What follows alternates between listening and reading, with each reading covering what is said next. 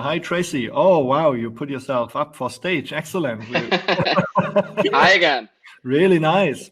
So, maybe give you a little bit of background how we two caught up, right? Before you give your introduction. Okay. That I launched the event, I think 3 weeks ago, and Tracy contacted me via LinkedIn, and she said like, and normally when people contact me on LinkedIn, I'm always a little bit like, oh God, what's this? Like another spam. And I was like, and I was looking at it, well, what is she doing? Passport to Myanmar. And I've been to Myanmar, which is like, I don't know, 22 years ago, and I love that country. It's one of my absolute favorite countries I've ever been to. And then I looked that you do virtual training and for people, for hotel employees in Myanmar. And I thought, that sounds just like HTF, like technology. And we heard about people in home office and being like stuck at home and they still need a certain training. So Tracy, maybe you want to give, and you wanted to share your screen, I think, as well. So if you set up your screen sharing, give a little bit of intro. Who are you? Where are you based right now? As far as I know, you're not in Myanmar right now because otherwise the internet connection might have not worked, but you're in Amsterdam. Yeah. As I know. So do a little bit of intro. Who are you? What are you doing? And if you reactivate your video, then we can see your lovely necklace as well. I know. I'm not sure how to do that, so I'm just gonna press on the little video camera at the bottom. The little video camera. Yeah, I can't see it, so never mind. Okay. So I'm just going to tell you a little bit about myself. So of course, my name's Tracy. My company is Passport to Success Myanmar, and we do hospitality training. What has happened recently is I have started the virtual reality training for the hospitality industry. And we're training in VR remotely at the moment because I'm in Amsterdam. I'll just start off. Passport to Success started in 2003, which we started in Myanmar. And as you can see, hopefully from this screen at the moment, in 2003, you can see that how the internet was, and it was extremely low, that only 0.09% of the people actually had a SIM card.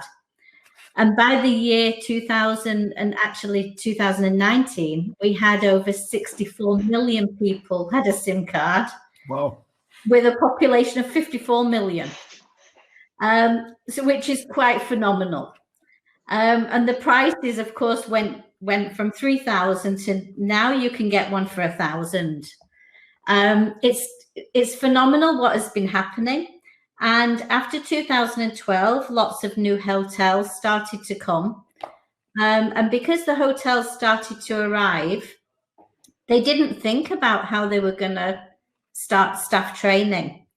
So I started a training company, mainly for the soft skills, because you were literally having people who were coming from the fields into a hotel. We literally had to go out and we had to, one instance, I went to the market and I gathered people who were smiling in the market and asked them, would they come and work at the hotel? And then I started training them. So it was, it's been a massive, massive big change of what has been happening. But now with the virtual reality training, this has been something which we could never have done even a year ago. So now we're training with the modules are all interactive and they can be used from literally anywhere in the world. And they can jump onto them either through their, just from their mobile phone. And also we can do it with cross training within the hotel through VR headsets. Lots and lots of different hotels. I've actually trained over 3,500 people. It's very cost effective. And as you can see from the smiles, hopefully, they really love it. They absolutely love it. We're also able to create the scenes within the hotel. and transport them and immerse them into real life situations, which is, again, it's such a big thing. For instance, somebody who was working in the kitchen, maybe a busboy, a porter, he would never be able to get to see, I'm just going back now to try and escape. See Perfect. We can see you. Yeah. I'm trying to get you back. Oh, there you go. Yeah, very good. I'm back. Yeah, you're back on stage.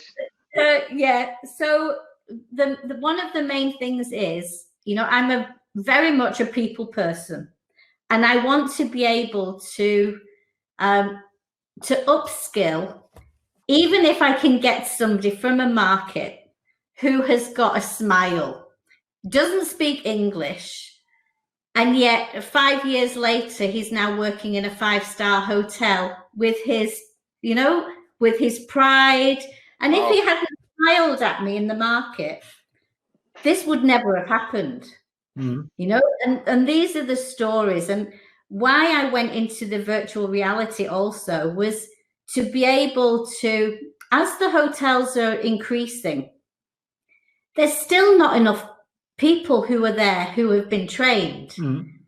So the way of onboarding them by creating these virtual modules, they can be onboarded before they even arrive in the hotel. And not only that, tourism is still a very well respected industry to be in. Can you imagine you have, a young boy who's 17, just going to start working in a hotel. He can also, through his onboarding app, he can also show his family where he's going to be working. And the pride continues. And just the immersion that we get. And when I see it, it's phenomenal. I really, really love what I'm doing. I can see that, and that's and that gives me, and that's, I think, maybe the most important part is when you run companies like that you need to have that passion of what you do. I mean, but technically, I mean, then again, so basically people really have that virtual reality mask at home, and then and how does it work technically? I mean, that's something I haven't really understood yet fully. Yeah. So of course, I've only got probably 4 or 5 minutes left now. Yeah. But what happens is I create the modules, and the modules can be used on their mobile phone. As I mentioned earlier, now every man and their dog and their dog's dog has a mobile phone. They think the internet is Facebook. With that, they think the internet is Facebook. They've always got the phone in the hand. So now what we can do is there's 2 different ways. First of all, we have the VR in a box, which is where we go to the hotel, and there's cross training you have the trainer and you have the modules, and it's worked as a class group. Then you have the immersive learning, which they can do themselves, which they can do from the mobile phone, which is in 360. Okay. So you still get, of course, when you have the headset on, you're fully immersed.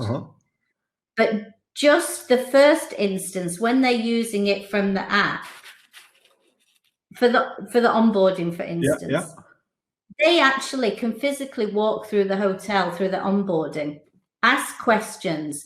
You click here, the general manager speaks to them and says, "Welcome to the hotel. I'm now going to take you to blah, blah, blah. These are our core standards and our values and everything else." And do you have a special software for it, or? I created it. I had it created. You yourself, or do you have like developers in Myanmar? Yes. Yeah. Yes. Nice. Wow. Konstantin, how are you doing? I mean, at Price Hotel, when you train people, is that actually something you already do? That you really do virtual training with employees? So no, not so far. We just train them on property. Yeah. which nevertheless could be more difficult nowadays, right? So maybe you two guys should get in touch. Yeah. Sure. Get some innovation from Myanmar to Germany. Usually it's the other way around, which is great. Yeah. No, well, this is also one of the reasons why now I'm trying to also focus on. It's worked so well, and even the PwC, Price Waterhouse, they came out with a white paper last week. And if you're training through VR in soft skills, the uptake is over 360% higher than any other medium. Wow. Wow. Yeah. Crazy. The white paper is phenomenal. When you read it, it's really good. And in fact, when I was hearing the ladies who were speaking earlier, I came up with another idea as I was listening to them. About what I could do here. Okay, don't share it because otherwise people might copy it. You have a lot of startups. I've already been like this, writing down as it was flowing. Yeah. Great. So my flow hasn't stopped. Yeah, no, excellent. That's quite interesting. Yeah. And I have to say, we have later on, we have Ralph from Steigenberger or Deutsche Hospitality, and he will actually also talk about digital learning. They actually launched an e-learning academy, mainly due to the Corona impact. So the whole company actually does have a learning environment, but I think most of the learning environments we talk about here are still more like non-virtual. They're more like Wikipedia style, right? But the virtual learning groups and literally having people in a classroom with a real let's say replication of the property, that is impressive. So and then thanks also for sharing your screen. So that was very, very impressive. So so what's the outlook? Do you only do this in Myanmar, or do you have some global expansion plans? No, now I'm also looking to do it. Why I started the VR so that I could now take it globally. So I've already been asked to do 3 hotels in Dubai, and I'm also looking at Europe as I'm here now. There you go. So feel free to share your contact details in the chat. I'm sure there are quite a few people. I will. Yeah, and there's actually a question: are you training people from the Philippines too? Sarah? Not in the Philippines, but from the Philippines. Yes. Okay. Dubai, I guess, right? Because many people in Dubai are working and are from the Philippines. Yeah. That's right. Yeah. And who is actually doing the training? I mean, are you also the trainer, or do you have specific trainers? Well, normally I'm the trainer. Yeah. And then I have staff as well who come along, but because of my enthusiasm, all the hotels just say, "No, we want you." Yeah, that's always a problem of the founder. Yeah. That's a founder issue. Yeah, but, oh, for sure. And this is why I said this is why I'm going virtually, so you don't have me. Yeah. So they said, well, if you can package you virtually, and I was like, so this is why now I have my own avatar. Yes, and what is easy, you can always put your voice on somebody else's, right? Virtually, nobody will notice. This is the thing. So now we're filming a lot of first-person perspective. So when the guest, I'm not telling you too much, but when the guest comes in, you literally are there straight away. You're there and you feel like you're with the guest, and depending on the reaction of the guest is whether they can recover or whether they fail, or whether they're really good. Yeah, completely. So they see me as an angry guest, a good guest, and also I'm a bad guest as well. All of them. Absolutely agree. Tracy, that was extremely refreshing, and thanks a lot for your time, and I think you got, I can see that there are a lot of interested people, so hopefully they get in touch with you and they already sent you a message or be available on the chat. I think you're around for a little bit longer, so and hopefully you can get back to Myanmar sometime soon, and we already have the next one in line waiting. So just 1 minute. I just want to say thank you very much. You've done a good job, and it's been really nice listening to everybody so far. Thanks a lot, Tracy. Let me go. Perfect. I'll let you go and wish you a lovely afternoon. Speak to you later. Bye bye. See you.